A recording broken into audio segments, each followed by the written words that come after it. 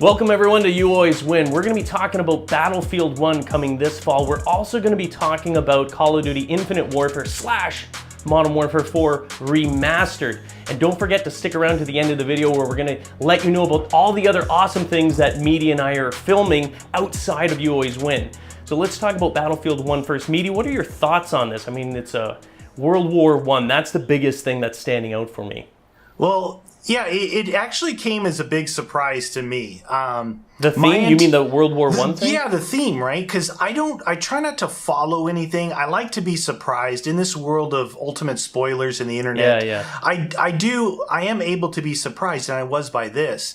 I thought it wasn't going to be released till maybe E3. I was looking for maybe a Bad Company. You've been asking for that for so long because you love Bad Company 2 so much. Yeah. Now, I think the reason why I like Bad Company so much is because I like the rush game mode, and the maps were built and dictated toward that. So it just generalizing saying I wanted Bad Company, I'd like just to see it come back to not just a conquest-based game. Oh yeah, getting more of the rush, like maps that are well designed for rush and stuff like that. Now, who's to say that this isn't going to be like that? This could be a World War I theme with Rush, where the game mode Rush actually comes back into it. You got trench warfare. You've got the way the maps are going to be laid out. Who knows? And I'm pretty excited. I'm happy that one of the big developers is listening to the community overall, regardless as to which game. They're like, bring it back. Stop going into space. Stop giving us the futuristic stuff. Bring it back a little bit. Bring it back to simpler weapons. Go away from that futuristic warfare stuff. Bring it back to the ground. And I think you're right. I think they did listen. So if we look at that, though, it directly contrasts Call of Duty Infinite Warfare. They've not only gone from advanced warfare, they're heading into space now. Yeah, it's not just jetpacks on the ground. It's space warfare. The idea of games like Halo and things like that, where they're space-based games. Yeah, when they started out space-based. That's one thing, right? They're more sci-fi. Yeah. Call of Duty is not a sci-fi game, right? No, it's heading there, but it didn't start there. Down a slippery slope, which for me, and I would imagine a lot of kind of old-time gamers that were used to more simplified versions of these things, where it's like you got a gun, run around and shoot things, right? And then basic kill streaks. Then I think it was a cop-out. I need to say this. I think it was a cop-out, both for Battlefield and Call of Duty, to add so many attachment unlocks, like so many different perk and attachments and all this stuff. It makes the players dependent on it. They're dependent. What it also does is it takes away from them having to make incredible maps. You break down a game to the most basics. You think they're distracting the players? They're distracting the player base. Look at all these kill streaks. Look at this customized characters. I'm playing. Why do you think people can play Nuketown 24/7 for 5 years in a row? They're still playing Nuketown. One map, one simple map, because they have all these unlocks. And let's make Prestige 1000. Oh, I'm going. It's a cop-out. It's a way to where they get away from really focusing and making really, really good maps. Yeah, what I liked about the older one, it's not just the weapons. It's not just the attachments. It's the focus. It's where they're focusing, where you have to develop as a gamer, as a shooter gamer. If you're a fan of sort of military type shooters, where your skill set lies. I think in the older CODs, and arguably without even knowing or really knowing where Battlefield 1's going to head, but with simpler weapons, it's more about ground, your feet on the ground. It's about, understanding player flow, map recognition, understanding that, rather than kill streaks, Twitch reactions, which is what COD is more or less. It's an arcadey Twitch reaction. Battlefield is more that large, you're a huge team and you got to sort of understand the flow, where players are going to go and where they're going to hunker down. And you're not so reliant on those attachments. You're not distracted by all that. It's how well you use those weapons. And I think COD went away from that. They hit the first peak. The biggest peak was Call of Duty 4. There were simple attachments on it. The perks were kind of simple. There was 3 kill streaks. You know what I mean? Everyone you knew what was happening. It wasn't overpowered. When you saw the heli, it was kind of easily to avoid. You stay undercover and everything like that. Everybody had the same stuff. There was no thermals. There was none of that stuff in there. There was no crazy jumping, like with the tick rate and everything. And I brought this up before, with the tick rate in those games. adding something like Advanced Warfare, which is what I hated. You can't track a player that moves that quick on the tick rate. You just can't. If it was Counter-Strike, maybe. You know what I mean? Like, they have, what, 120 to 240? 128, which is ridiculously fast and more accurate what you're seeing.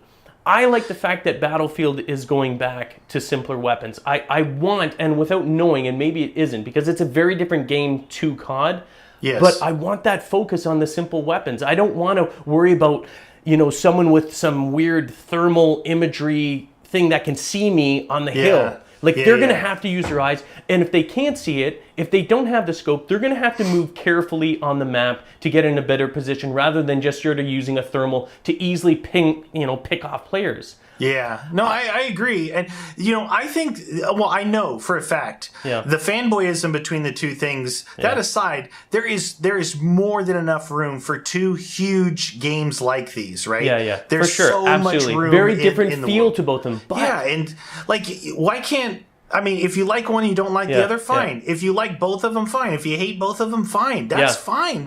You don't have to fanboy out and freak out that, I'm a Call of Duty player and I hate Battlefield, or I'm Battlefield and I hate them. I love both of them. You know why? Because I love video games. I like the diversity. I like the differences in them. They feel very different, though. They do feel very different. That's what's so great. Some night you may, might want to be getting all sweaty and getting all up in the grill and playing Call of Duty. You might want to sit back and enjoy a huge Battlefield game. You know what I mean? That's a good point. The Battlefield games, the matches can go 20 plus minutes easy. 45 minutes. Exactly. They're big battles. Call of Duty, you're talking like a free-for-all, sometimes even a death match depending on the team. It's over in 4 minutes. Yeah, it's fast, it's intense, very, very different You sit there playing naked with Doritos all over your mouth and sweating with your headband on. I'm not sure why you're sitting there naked. And your Monster Energy drink. I mean, that's what Call of Duty's all about. I want to look at one thing. We need to talk about something here. So Battlefield 1 came out to just incredible, glorious reviews. Oh, yeah. Ratings are amazing. The community as a whole went crazy about it. Really warm reception. I'm pumped about it too as well. Yeah. On the other end of it, Call of Duty announced an awesome thing, right? They announced Infinite Warfare, but they also announced the remastering of Call of Duty 4, which anybody who's ever held a controller in their hand wants to play that game. Yeah. Okay? I love it. I'm really looking forward to that game. Once they did that, then they slammed the door on your junk and said, listen, in order to get that, you're going to have to buy the new Call of Duty game, and the new Call of Duty game, it's in space. Yeah. So they're going even further in the opposite direction. It's like they ran over us with their car, then they backed over us again. Yeah. They're like, here's the carrot, but I already ate it. You can't have it. So here's the question then. Here's the question though. With the Call of Duty Remastered, are they doing, because so many of us, a lot of the OG, the people that have been around for a long time and played it and knew that it was the catalyst for all the success of current Call of Duty. If you don't know that, that's absolute truth. I'm not making it up as a fanboy or anything like that. The catalyst catapulted the rest of the series into popularity. Call of Duty 4 was 10 years ahead of its time. Yeah, and that's why it was Game of the Year. It was amazing. But do you think that they added it, okay, fine, you guys are all wanting it, let's put it in there. I don't know, as everything that I've read, it's still going to be the same. It's like they upgraded the textures, but the movement and the feel of it's still going to be slow. I recently played it. It's a lot slower and sluggish. Yes, it's slow. So that's the thing. Call of Duty's gotten progressively faster because they've changed unlimited sprint. Yeah. They've changed jetpacks and sliding and all that stuff. But I'm not saying to change it fundamentally like that. I'm saying make it smoother so it's more responsive, but not super fast. No, you're talking about a new game engine. You're talking about all kinds of stuff. If they're remastering, they're probably going to HD textures. Yeah. They're doing some coding in the backside, but not too much. Do they want it to fail though? That's my question. Do they want it? Because everyone's asking. They're like, look, but they're going in the direction of future. This is what my point is. They're going in the direction of future. Okay, all these guys want Call of Duty 4. Let's put it out. The players that joined in, say, Black Ops 2 Forward, if those players have never played Call of Duty 4 or even Modern Warfare 2, they're not going to, I have a good, strong feeling they're not going to like it. And Activision is going to be like, see, you wanted it. You think it's an Illuminati thing? I think they're doing it just because we've asked for it. You think they're so tired of hearing about Call of Duty 4? They don't care about it. Infinite Warfare is their main focus. It's their new game. This is just a remaster. I don't know if anything's possible. Or maybe it's a test. They're like, okay, we hear all these people saying go away from the future. Let's put out remastered Call of Duty 4. And if enough people play, and I'm going to be playing the crap out of it, if enough people play, maybe that'll be enough incentive and open their eyes. They're like, oh crap, maybe we should go back. Maybe we should solidify, simplify the game. Maybe we're going in the wrong direction because the sales are not going up. Modern Warfare 3 was the peak in sales and it's been going down ever since. Right. So maybe this is a test. They're like testing the water. We got Battlefield there. Look at the Black Ops 1 that they released recently on Xbox One. More popular right now than any other Call of Duty out there. Right. More popular, even Black Ops 3. There's more players on that.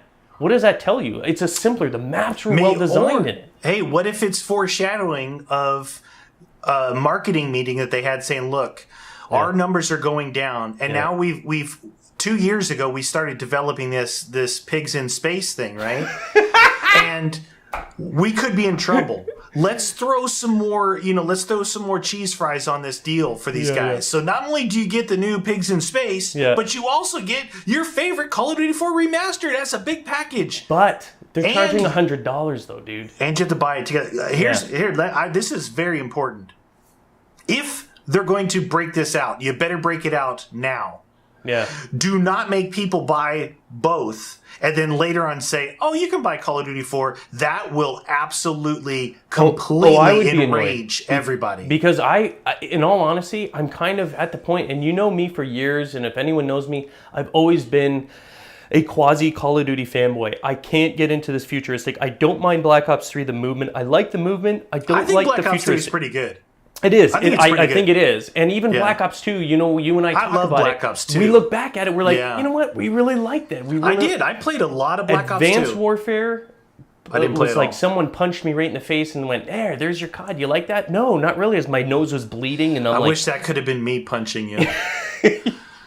Just saying. Okay, so what I want to know from you guys out there, I want to see more comments in this video than we've ever seen before. Let's, not a fanboy thing, let's really talk about expectations, anticipation of Battlefield, and what you guys think about Call of Duty and this whole Call of Duty 4 Remastered, and what you think about the new game that they're going to release.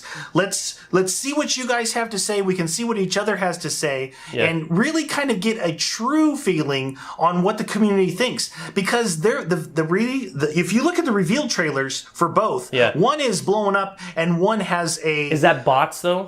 Almost a botted thing, because there's so suspiciously botted though. It's like, isn't there like millions? There's always a lot of dislikes on COD, especially the recent one, but it smells suspiciously like. So if we can get a conversation going in the comments, you guys, to kind of see, yes, I'm looking forward to Battlefield. Yes, I want to see Pigs in Space, and yes, I want to play Call of Duty 4. Yeah. And then that's awesome. That means that your vote was not to vote down one or the other. You're just looking forward to playing some video games, right? And I have one question then, too, that I want you guys to answer as well. I'm very curious about this because I see it trending everywhere. R.I.P. COD. Rest in peace, COD. They say it every year. Every time a new Battlefield comes out, they're like, oh, man, COD's going down this time. Again, we already talked about the fact that they're very different games, but Call of Duty is always outsold, at least in the recent releases of Battlefield, always outsold Battlefield. Is this the year, based on this this gong show, I think that's happening at Activision? I think it's a huge mistake what they're doing. I love the fact that they did the remastered, but I think $100 forcing you to buy it, going into space, and then all of a sudden Battlefield, whether they were listening, because the game's been in development for years, so it's not necessarily that they were listening, but maybe they got lucky. This year, they're going back simpler. Call of Duty's still going into space. Is this the year that Battlefield outsells Call of Duty? I'm very curious to know if this is the actual first time it ever happens. Nice. Be sure to check out the latest Can We Survive video, Apocalypse Survival Weapons, filmed in the Mojave Desert, where we test out a variety of awesome weapons and determine which one we'd want by our side during an apocalypse. Or watch Meaty play the hero in Uncharted 4, fighting bad guys and searching for amazing lost treasure around the world. Perhaps you want a real-life adventure, in which case don't miss my latest vlog where I hide real gold near the incredible Niagara Falls that you can go out and find for yourself. Be sure to check out all the videos by clicking the links found in the description or on the screen right now.